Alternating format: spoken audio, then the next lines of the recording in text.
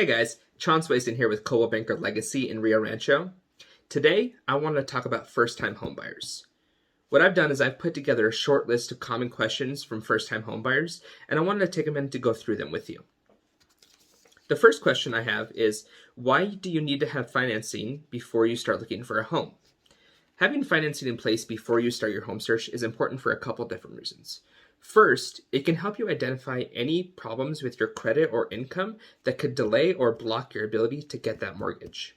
Second, in a market especially like today, where homes are selling with multiple offers in a short amount of time, it'll help your offer look more competitive and less risky to a seller. All right, the next question I have is, what does being upside down mean? All right, so you've probably heard this term before, being upside down. And you may even know what it means. For those who don't, being upside down is when you owe more on a loan than what the asset is worth, in this case, a home. So for instance, if you owe a mortgage of, let's say, $250,000 on a home that has a fair market value of, let's say, $225,000, you would be upside down in that home $25,000 because you owe more than what the home is worth. Next question. What to look for when buying a new home? It's a good question. There are a lot of different types of homes. There's single-family detached, there are condos, townhouses, manufactured, apartments.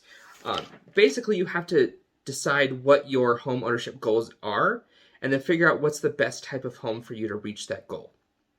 Now, there's a lot of different things looking at, even outside of the home, as in what parks are in the area, what schools are in the area, and a lot of that will differ from neighborhood to neighborhood, and sometimes even street to street.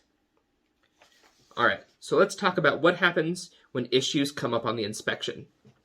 So there's a lot of different kinds of inspections that are available to buyers. The most common is a full home inspection. That's when an inspector will come in and look at the entirety of the home and note any readily noticeable defects. When you get this report, you will have a couple different options available to you. The first being, you may ask the seller to fix the issues that have been noted. The second, you can ask the seller for a credit at closing in substitution for fixing the issue. Third is you can do nothing, continue the process, and continue buying the home. Or fourth, you can actually terminate the contract based on what the inspector found. All right, next up is a tricky one. What not to do during the home buying process. So now you're under contract to your first home, and I know what you're thinking, you need to move. What you don't want to do is go buy that brand new shiny truck.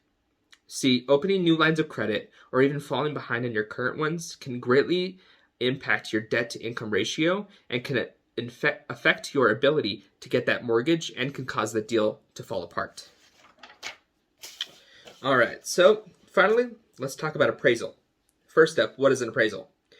An appraisal is a third-party, unbiased, basically professional opinion of the value of your home.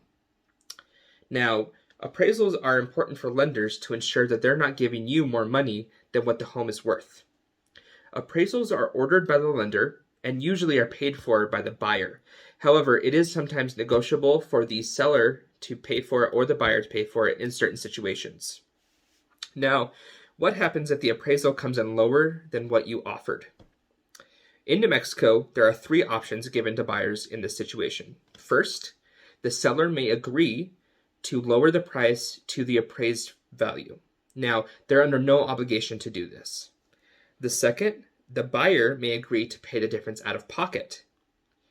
The third, the buyer may terminate the contract. So you can actually terminate the contract based on the inability to come to an agreement on the appraisal. Now, I hope this video has given you some value. As always, I appreciate your support, so please give this video a like, a share, and subscribe to my page. Thanks, guys.